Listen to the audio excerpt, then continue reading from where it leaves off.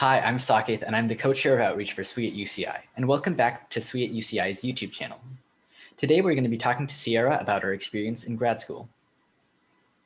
Hi everybody, I'm Sierra. I am a second year in the Material Science and Engineering program at UC Irvine. Thank you, Saket and SWE, for having me today. So the first question I'm going to ask you is why you decided on going to grad school.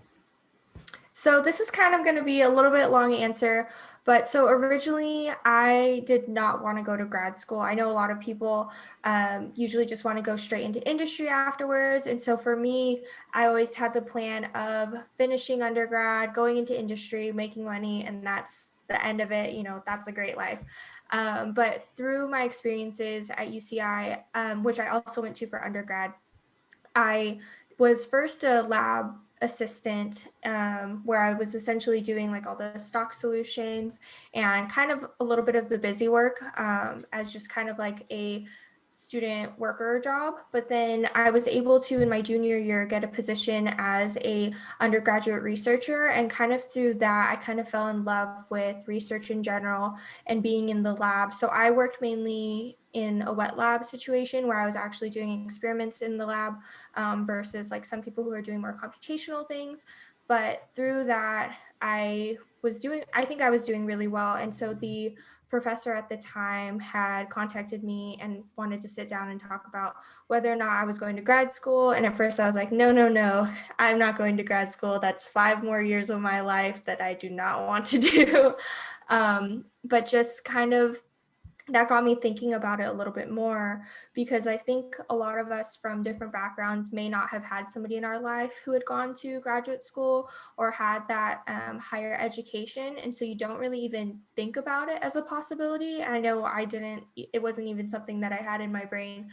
But just through that, I kind of started thinking about what I would be able to do if I went to grad school. And I kind of went full circle, because originally when I was a kid, I wanted to be a teacher, but they didn't make any money. And it had just always been in my mind, like, to have a good life, you have to, have a good job with security. And I just didn't think that that would be as possible. But by going to grad school, I could potentially become a professor where I would be able to do research and teaching. So both of the things that I love at the same time. So that's kind of what got me thinking about grad school. In terms of like when I actually started getting serious about it, more towards my senior year, I was a little bit late to the game in terms of deciding if I wanted to go to grad school. So I would just start thinking about it early if you can, because then it can make a big difference in like your application or even just getting started in like the mindset of whether or not you want to go to grad school. Okay. So what was the application process like for applying to grad school? For me, I only applied to a couple of different schools. So I applied to UC Irvine, which I went to for undergrad, and then I applied to UC San Diego. So for me, I didn't have a bunch of different applications that I was doing, so it's a little bit easier for me. But like I was saying, I kind of joined a little bit later to the game, so I didn't have as many things that might look as great on my application, but I was doing the research, and so I kind of talked about that. So the biggest thing with your application, I think, is to talk about your experiences that would be applicable to what you're going to be going into. So this goes with whether you're going to be doing a job application versus the graduate school application. Like if you're going for a job, you would talk about all your internship experiences, but whereas if you're going into grad school, you may want to talk about any of your research experience, if you've done any writing, presentations, if you got any fellowships and things like that. So those are some things that are really important. Another thing is to talk kind of about your background. So I know some people like don't talk as much about their own personal background with other people, but this is like a time where you're able to express those things, and it is confidential. It's not like anybody's going to be coming back at you and saying, oh, I know you from your application, so don't feel worried or anything like that. But it doesn't have to be a sob story. You kind of just want to talk about like what you've overcome. And it could even just be, I think in mine, it was like 2 sentences. It was super short, succinct. It was something I've been through and now getting on with it. Like, this is who I am. This is what I've done. sort of thing. But it's just really nice for them to see any adversity that you've overcome or any diversity that you have within your background. Because a lot of schools, I know this was a recent proposition whether diversity and things like that could be allowed in the application review process, but it's still something that a lot of schools are looking for, even if they're not necessarily supposed to be like picking you based off of it. Um, but yeah, and then besides like what's actually going into your application in terms of like organizing and planning, it might be helpful to have like a document with some of the different topics that are common in your applications. And so you can kind of have like a master list of the different things, and you can have bullet points or paragraphs so you can kind of copy and paste into different things that you're applying for, because you'll most likely get the same questions for fellowships and scholarships as well as your general like grad school applications. And another thing, if you're kind of deciding between schools, I know some people have created like spreadsheets where they kind of rank them and put like notes on like location or programs, like professors, things like that. So based off of what your priorities are, that could help you kind of pick where you're actually applying to. And then the last thing is your recommendation letters. So I would highly recommend finding people who know about you. And in order to do that, as you're a little bit younger in your career, it's good to make connections, go to office hours, talk to people, do research in different labs, just so that way you have at least 3 to 4 people who can like talk about your involvement as a student, as well as like your research and any academics and things like that.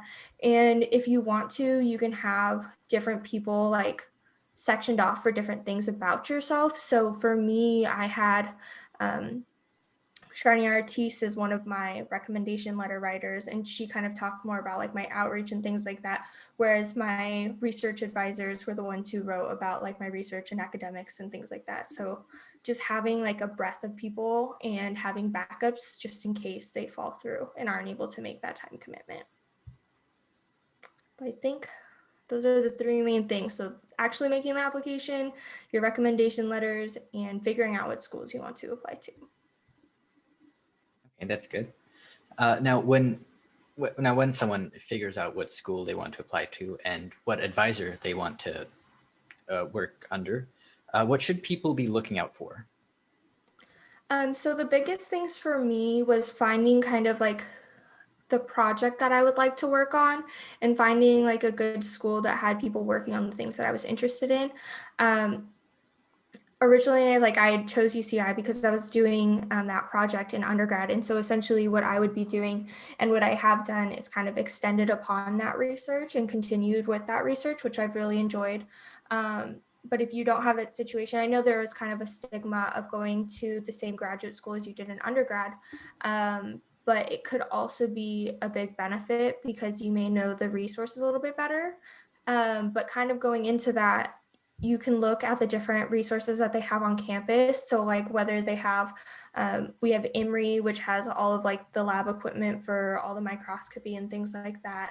And then also it could be good to look at different collaborators who you might be interested in working with. So the different types of faculty and just that intellectual knowledge that you'll be able to kind of get information from. Another thing to do is, this is more like when you're actually picking your advisor for the school, but definitely talk to them about what their requirements are for graduation, because they could vary. You could talk about what the different, like how many hours on average they have their graduate students work. Some people will give you a straight answer, some people won't. And always feel free, like if you are still interested and don't know where you're going to be going to school yet, you can always email the professors at these institutions and say like, oh, hey, I'm interested in going to graduate school and your group looks really interesting. Would you have time to maybe like chat now? It would probably be over Zoom. And depending on where their school is located, now you would also probably be able to use Zoom, that it's a little bit more common. But just like chat over the phone or over like a virtual thing, or just sit and have coffee if they're close by. So you can talk about like grad school and if they have positions available too, because a lot of the times, even if they like you as a graduate student, if they don't have funding, it might be a little bit difficult for you to get into the lab. But definitely, I would look into the program because that's essentially what you're going to be staying there for. But another thing is just general location. So I would not want to go somewhere that's cold. Even if I love the program, I would probably be miserable just being in the cold. So just kind of getting an idea of what matters to you and then making sure to kind of see what they have at that school. Okay, that sounds good. Yeah. Is there anything that surprised you about grad school?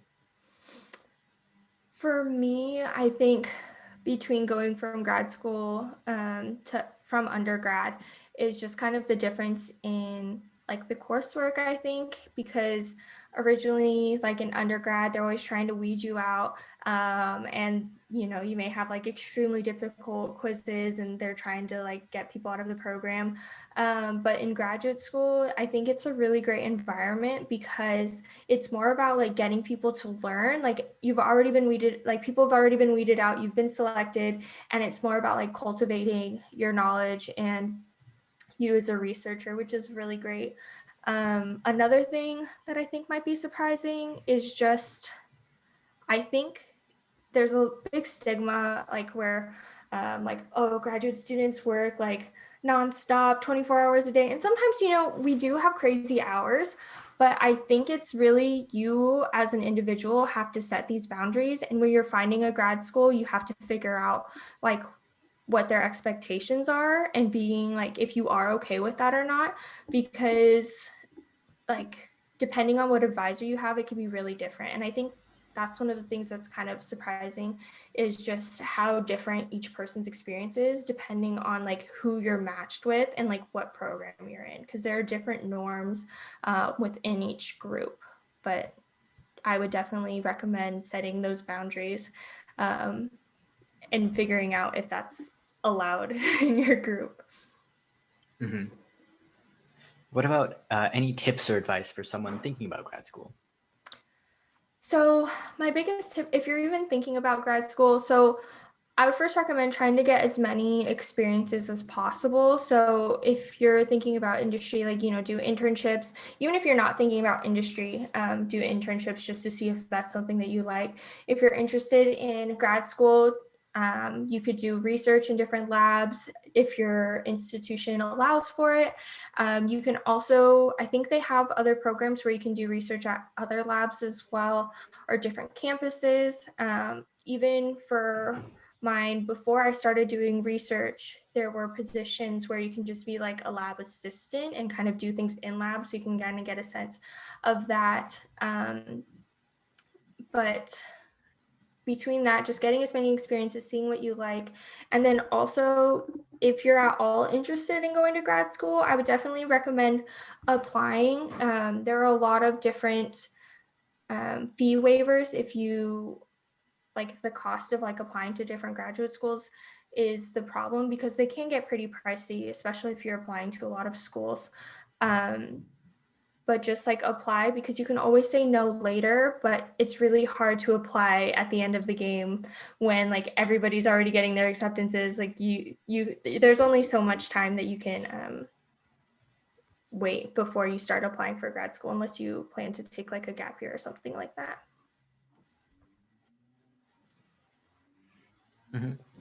And what are some differences you noticed between undergrad and grad school? I know you did talk about how undergrad felt like it was trying to weed you out, but what other differences did you feel like there were?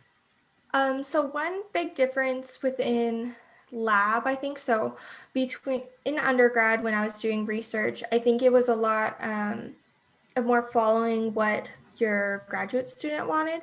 So usually you're paired with an older graduate student on a project and then you're kind of working on it together. I was really lucky because my graduate student kind of involved me a little bit more. And so on top of him having like one project, he had like an undergrad project where like I would kind of be like the head of it, and he'd still tell me kind of what to do, but I was the main one doing like all the work for it. So that's kind of a different experience, whereas some students kind of do more of the busy work and just like make all the samples, do all the tests, and things like that. But once you get into graduate school and start doing that research, it's a lot more on you. So you kind of have to come up with the plan and figure out what you're doing. So some people will have like a postdoc or an older graduate student in the lab who will kind of guide them and kind of help them figure out what they're going to do. But a lot of it is really on you, like setting your work hours, setting what you're going to do each day of the week. And so it can be a little bit scary and intimidating, but at the same time, like if you want that freedom, it's there and you can do really great work because you're able to do what you're interested in. Sounds good. Thank you so much for joining us today, Sierra. And thank you guys for watching. Make sure you subscribe to stay tuned to our latest videos.